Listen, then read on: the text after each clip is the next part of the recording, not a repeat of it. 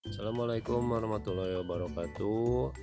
Bertemu kembali dengan peternak Cimahi Mandiri. Kali ini kita akan membahas bagaimana cara berternak atau mengembangbiakan goldfish atau yang lebih kita kenal dengan ikan mas koki. Jangan lupa di like, comment, and subscribe agar channel ini dapat terus berkembang memberikan ilmu-ilmu dan informasi seputar peternakan. Ada dua cara untuk mengembangbiakan ikan mas koki. Yang pertama, kita bisa mengembangbiakannya secara alami, dan yang kedua, kita bisa mengembangbiakannya secara bantuan atau yang lebih terkenalnya dengan hand breeding. Cara untuk membedakan ikan mas koki jantan dan betina sangatlah mudah. Kita dapat memegang sirip depan ikan mas koki tersebut.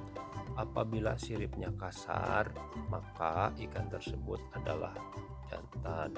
Sedangkan apabila siripnya lembut, maka ikan tersebut mempunyai jenis kelamin betina.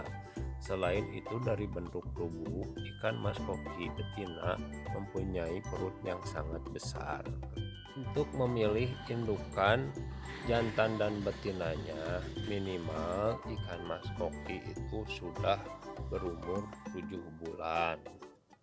Ikan mas koki bisa dikembangbiakan di suatu wadah.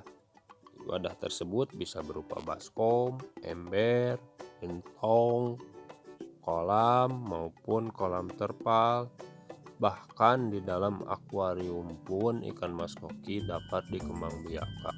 Selain tempat untuk berkembang biak, ikan mas koki juga membutuhkan media untuk menempelkan telur. Kita bisa menggunakan tali rapia yang disuir-suir atau menggunakan karung paranet, bisa juga dikatakan dengan kakaban, atau kita juga bisa menggunakan tumbuhan air yang berakar seperti eceng gondok dan yang lainnya. Dianjurkan untuk mengendapkan air selama 1 hari sebelum kita memijahkan ikan mas koki. Ciri-ciri ikan mas koki yang akan atau siap bertelur yaitu terlihatnya saling kejar mengejar ikan mas koki di dalam akuarium atau kolam. Kita juga bisa melihat apabila banyak busa-busa di permukaan air dan air mengeluarkan aroma bau anyir, maka dapat dipastikan ikan-ikan tersebut akan melakukan perkawinan.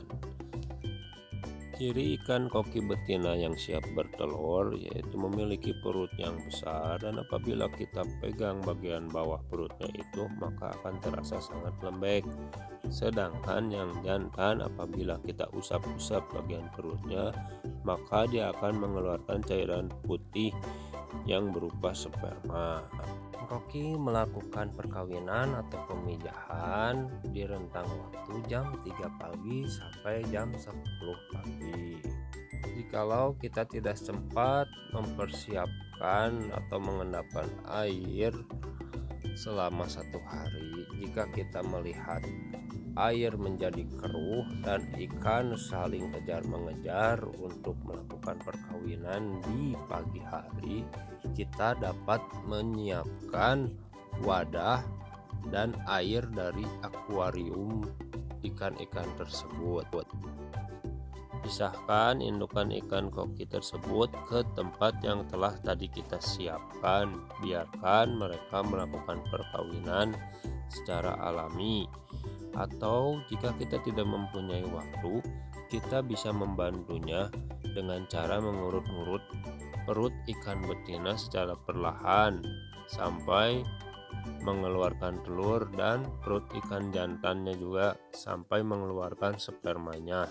Kemudian dikucak-kucak airnya tersebut sehingga sperma dan telurnya menjadi bersatu.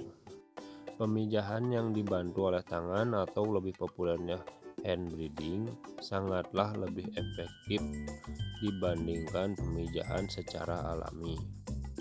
Angkat indukan dari telurnya apabila dirasa telah selesai melakukan pemijahan.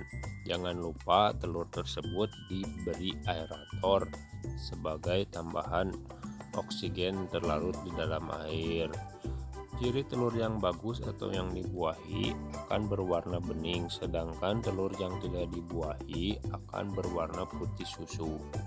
Telur akan menetas di hari ketiga dan keempat, dan di hari kelima burayak akan mulai berenang dan mencari makan. Demikianlah sedikit ilmu dan informasi tentang bagaimana cara mengembangbiakan ikan mas koki.